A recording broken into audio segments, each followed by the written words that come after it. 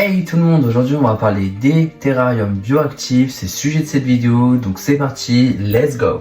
En écologie et en biologie, on étudie les notions de biotope, biocénose et écosystème, ainsi que le cycle de la matière comme le cycle de l'azote. Premièrement, le biotope, c'est l'ensemble des conditions physiques et chimiques d'un milieu naturel. C'est l'humidité, la température, le type de sol, la présence d'eau et la luminosité. C'est les cadres de vie non vivants.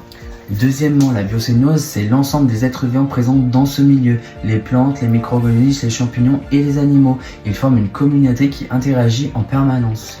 Les micro-organismes, ça va être les cloportes, les colomboles, les bactéries décomposantes, les levures, les protozoaires, aussi les champignons mycorhiziens, et il en existe encore plein d'autres. Et chacun a un rôle: décomposer les déchets, transformer les nutriments, aérer le sol, aider les racines des plantes, limiter la moisissure et ensuite stabiliser l'humidité. Troisièmement, enfin, l'écosystème, c'est l'association des deux, le biotope et la biocénose, et ainsi que toutes leurs interactions.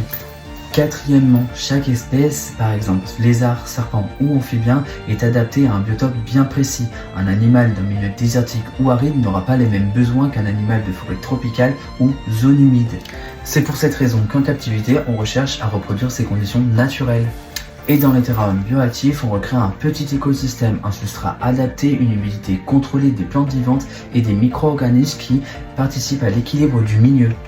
L'objectif est simple, c'est se rapprocher au maximum du biotope naturel de l'espèce afin d'assurer son bien-être et de favoriser ses comportements naturels. Et maintenant, le cycle de l'azote. Et c'est quoi exactement le cycle de l'azote?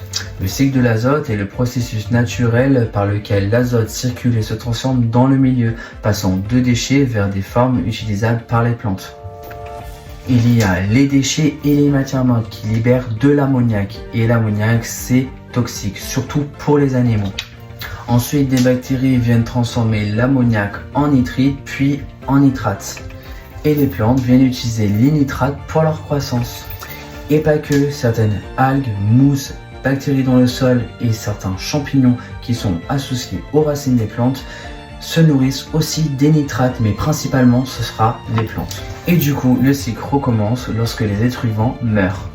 En tout cas, j'espère que cette vidéo vous a plu, ça m'a fait très plaisir de vous partager ma passion. Je vous dis à la prochaine, allez, ciao!